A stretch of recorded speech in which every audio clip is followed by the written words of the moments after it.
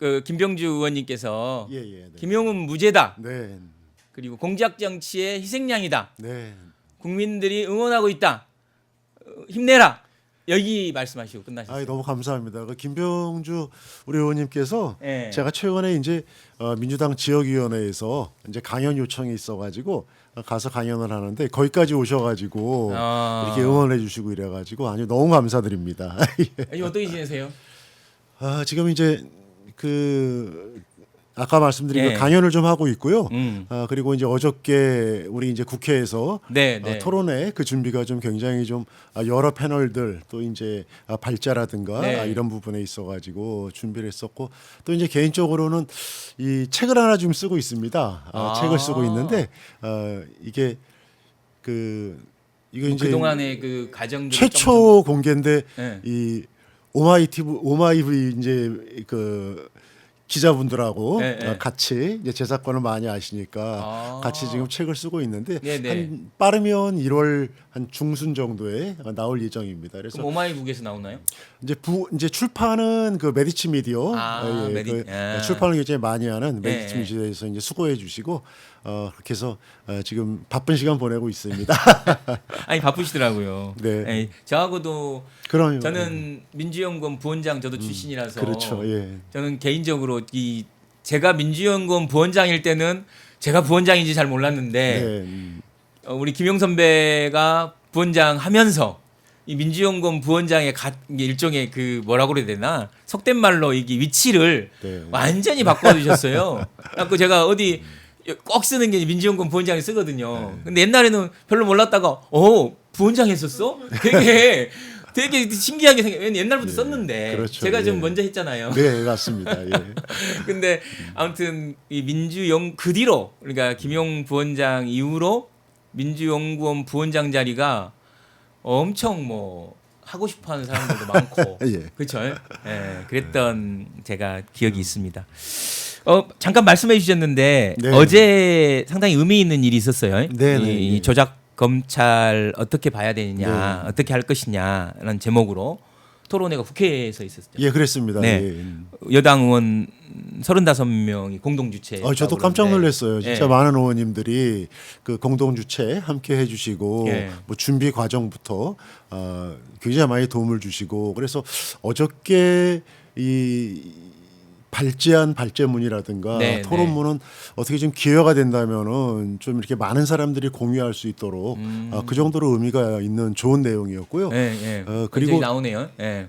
김성진 네 그렇습니다. 보이고. 예. 예. 김성진 한준호 변호사가 이제 의원도 저거 했고 보이고. 그다음에 김승원 의원도 예 보이고. 민주당 조작 기소 대응 TF 맡아가지고 예. 고생했던 이제 한준호 의원님 또 김승원 경기도당 그러니까요. 위원장님 예. 지금은 법사위가 아닙니다만은 그동안 법사위에서 간사도 하고 그랬죠. 예 그랬죠. 예, 간사도 예. 하면서 굉장히 고생을 많이 했고 이제 오른쪽에 계신 분이 그 황분규 중부대 교수님 어저께 발제 첫 번째 부분 맡으셔가지고 굉장히 그 좋은 말씀. 좀 이따 기회 되면은 제가 우리 황분규 교수님께서 정리한 부분 예, 예. 잠깐 좀 말씀을 드리도록 하겠습니다. 그리고 무엇보다 그 저의 재판을 갖다가 이 담당했었던 이제 제 선임 변호인 신할찬 변호사님하고 그다음에 이제 정진상 실장 그 재판을 담당했던 조금하고 화면에 나왔던 백종덕 변호사 이 두 분까지 해가지고 이 정치 검찰들의 조작 이 실정을 낱낱하게 또 고발하고 그다음에 제도적인 개선이라든가 그다음에 깊이 있게 이것에 대해서 좀 분석하는 그런 시간이 돼가지고 저로서는 그동안 뭐 여기 오마이도 나오고 이제 다른 팟캐스트 나와가지고 네, 네. 많이 정치 검찰에 대한 얘기를 했습니다만은 어저께 토론회는 그거를 그야말로 집대성한 총정리. 총정리한 부분이 돼가지고 굉장히 의미가 있었다고 생각합니다. 오마이 TV에서 예. 중계했나요? 했습니다. 예. 했어요. 감사합니다. 예. 중계 그게 있으면 우리 시청자 여러분들 한번 따로 네. 어차피 지금 남아 있으니까 네. 보시면 좋을 것 같다라는 생각이 들고 사실 이 내란 지금 윤석열의 내란 이 계엄의 출발은 네. 이런 검찰들의 무분별한 어떤 그 기소, 예. 무분별한 검찰의 조작, 네, 제가 정적을 맞습니다. 제거하기 위한 이런 네. 검찰의 이런 행위에 대한 예. 결국은 이게 보호하기 위해서 네. 이것들을 좀 어떻게 됐든 연속하기 위해서 네. 이런 계엄과 내란을 통해서 연속 집권을 해야 맞습니다. 된다. 예. 어저께 그렇지 않아도 이제 저한테 이 현장에서 네.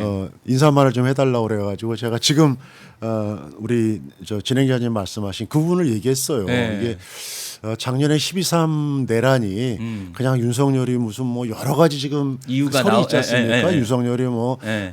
순간적으로 흥분해서 이랬다. 뭐 네. 김건희를 게임하라고 지키기 위해서. 그랬는데 게임하라고. 그러니까 그런 줄 알았다.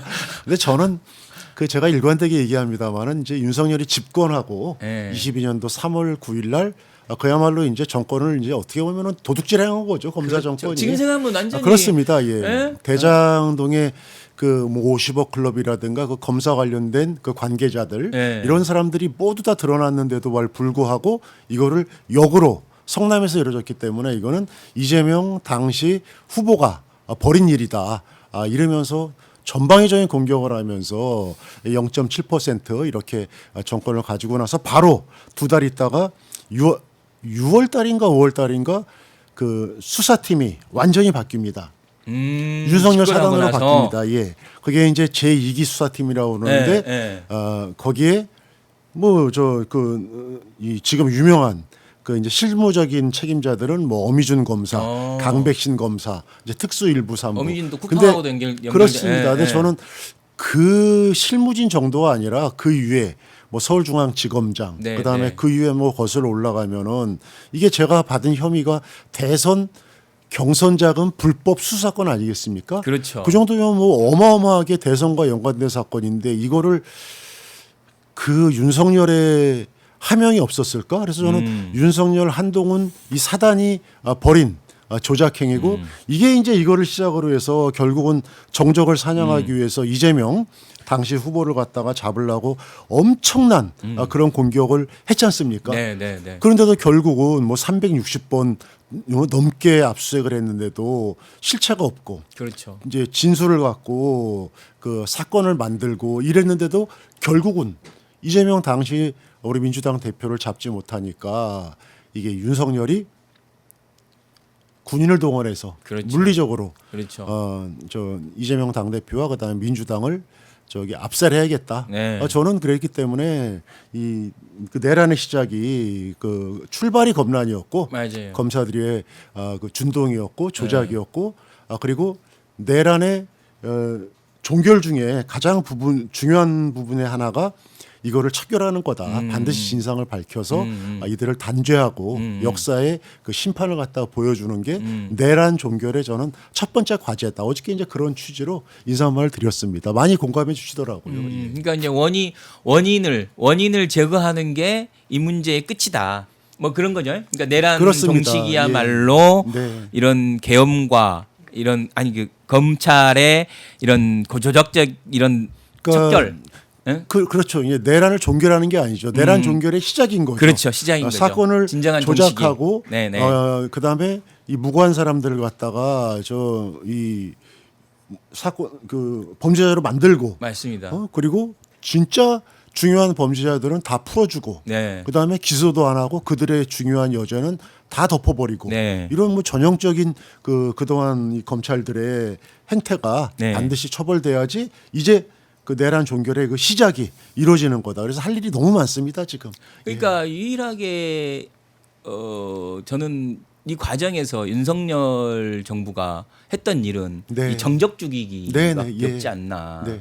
그러니까 어찌됐든 그 22년 선거에서 경쟁을 한 후보였잖아요. 예. 그렇죠? 한번 경쟁을 뜨겁게 했고 네. 그 차이가 아주 크지 않았고 그렇습니다. 그러니까 이제 그것을 제거해야 본인들의 연속된 집권이든 아니면 본인들의 지금 이런 그 권력이 유지된다고 맞습니다. 생각했던 거 아닐까요? 그러니까 이제 영구 집권을 위해서 네. 가장 눈앞에 있는 눈에 가시. 눈에 가신 거죠. 예. 경쟁했던 후보 네. 대장동으로 갔다가 그렇죠. 이거 완전히 이 사건을 만들었는데도 불구하고 0.73% 그렇죠. 그죠? 24만 표 차이로 간신히 이겼던 맞습니다. 23만. 그 정적을 제거하게 앞에 있는데 계속 자기들의 김건희 뭐 뇌물 사건이라든가 명태균 의혹이라든가 이런 게 계속 밝혀지니까 네. 야 이거 큰일 났다. 안 되겠다. 저기를 갔다가 완전히 우리가 잡아버리자. 그러면서 했던 게 이제 결국은 국회를 갖다가 침탈해서 그렇죠. 국민을 대표하는 국회 뭐 네. 이재명, 뭐 우원식 의장 이런 우리 민주당 의원들을 갖다가 체포, 그다음에 뭐 백령도에다가 이렇게 수거하겠다. 이런 작전까지 나왔던 게 저는 그 출발이라고 봅니다. 그러니까 정상적인 민주적 절차로는 해볼 수 없으니 예. 네. 예, 비민주적인 그렇죠. 예? 예. 정말로 듣도 보도 못한 어떤 계엄을 통해서 예. 문제를 해결하려고 했던 게 어떻게 보면 원인이다. 네, 근본적인. 그래서 저는 어저께 토론회가 이제 앞으로도 그렇습니다만은 가장 좀 아쉬운 점이 이 시간이 지나면은 있더라고요.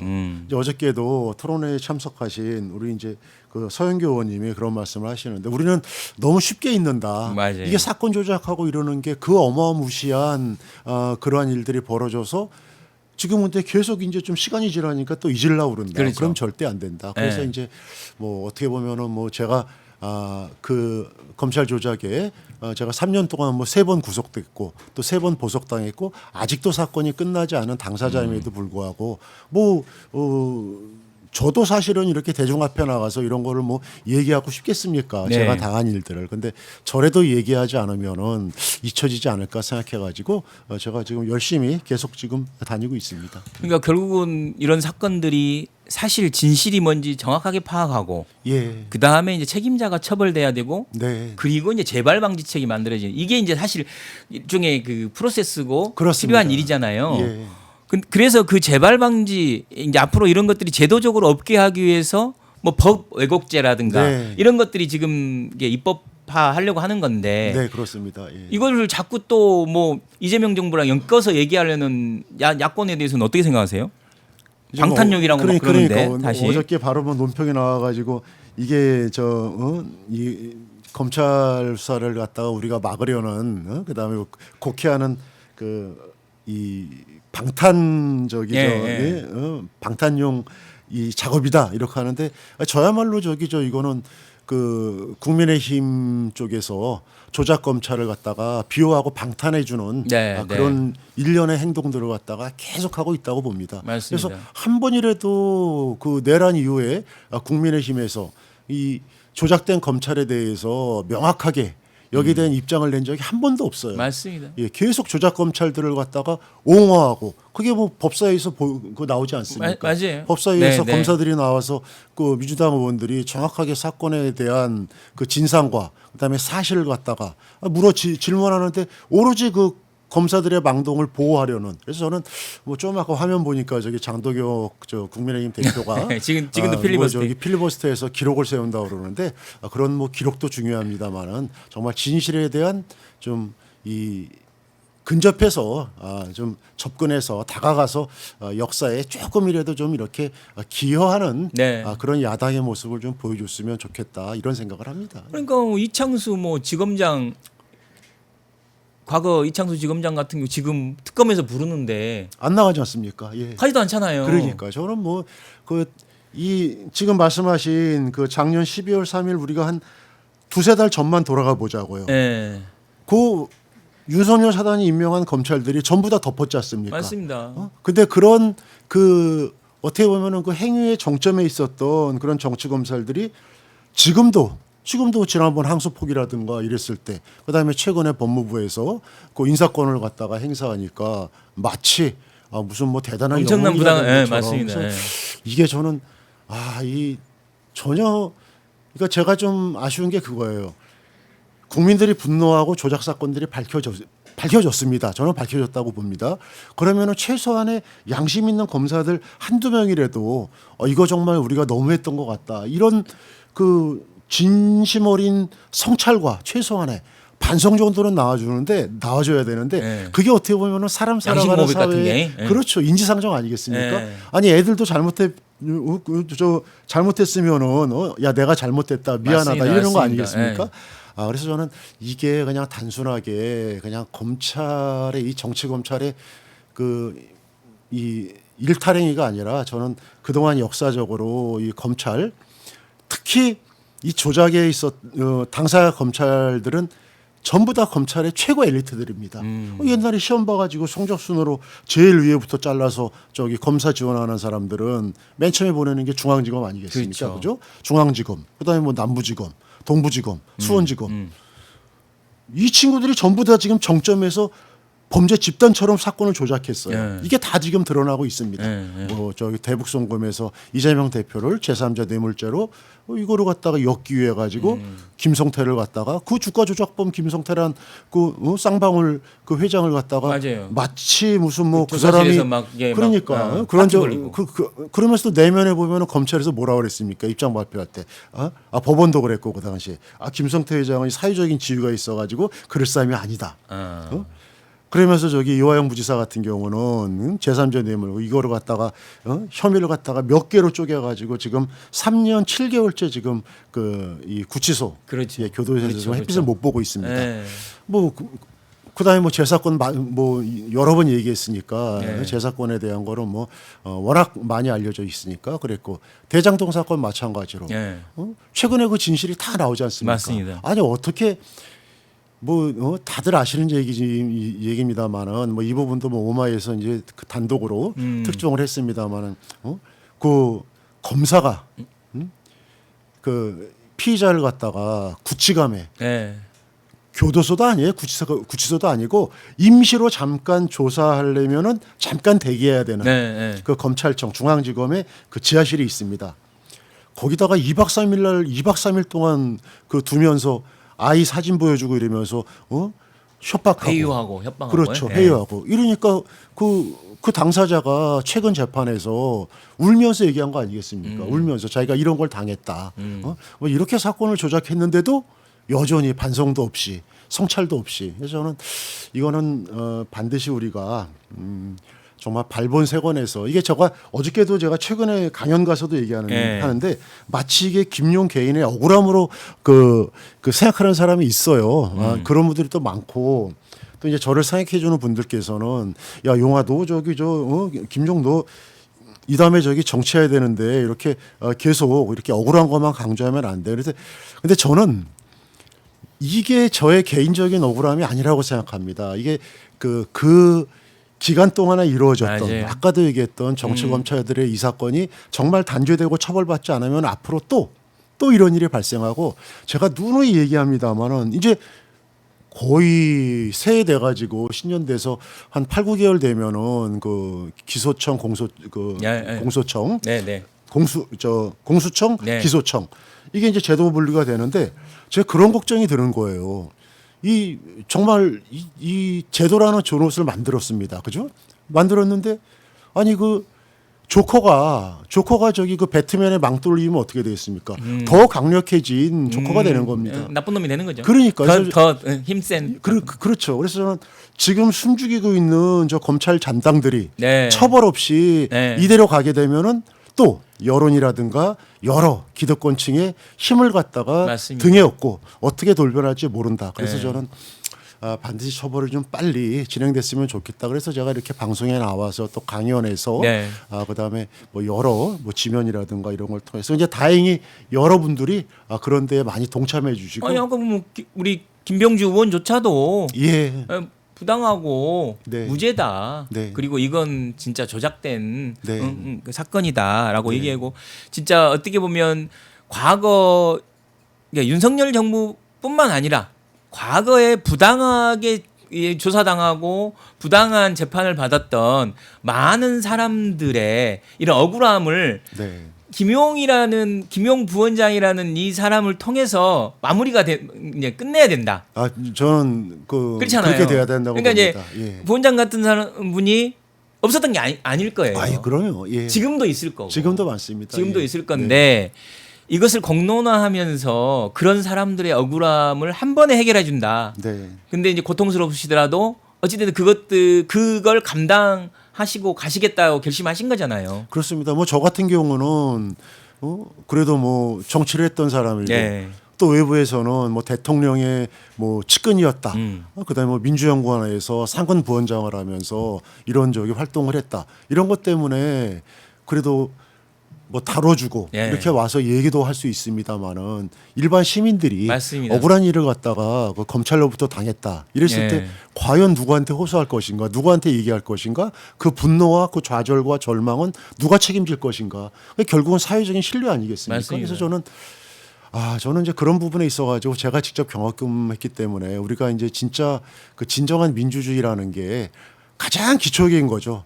그 공권력을 갖다가 행사하는 그런 권력 집단이 진짜 바로 서서 정말 뭐 헌법에 나와 있지 않습니까? 저기 저 공익의 대변자. 네. 아니죠. 검찰청법에 나와 있나요? 네. 어쨌든 공익의 대변자라는 그러한 그 이 권력을 행사하는 집단이 최소한 거기에 부합하는 활동들을 해야지 권력 많이 갖고 있는 엘리트들이 완전히 집단처럼 돼가지고 이게 제가 이전에는 지금 말씀하셨지만 여러 사건이 있었습니다. 네. 그죠? 뭐저 서울시 공무원 유우성 씨, 뭐 맞습니다. 간첩 사건, 유우성 간첩. 뭐 네. 그다음에 저기 뭐 최근에는 저기 뭐 한명수 총리 사건 한 7, 8년 전에 그리고 뭐 우리가 국민들이 너무나 잘 아시는 뭐 김학의 이것도 네. 검찰들이 봐준 거 아니겠습니까? 맞습니다. 그 국민들이 새파랗게 눈을 뜨고 목격한 네. 그 화면에 나오는 비디오에 나오는 김학의가 지금 어떻게 됐습니까?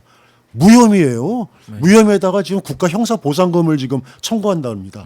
이게 말이 되는 사회입니까? 그래서 이런 사건들은 근데 개별적인 접근이었습니다. 네. 근데 22년도 제가 얘기하는 윤석열 사단이 벌인 행각들은 네.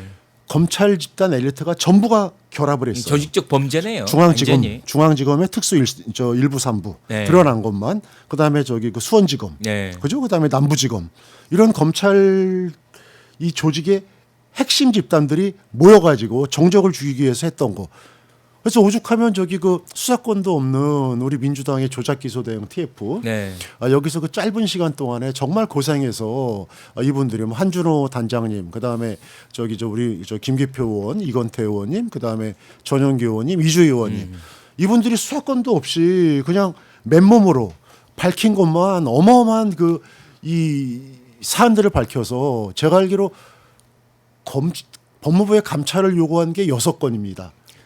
그다음에 그 공수처라든가 경찰에다가 이제 뭐 검찰애들 못 믿으니까 네. 고발을 한 게 4건이에요.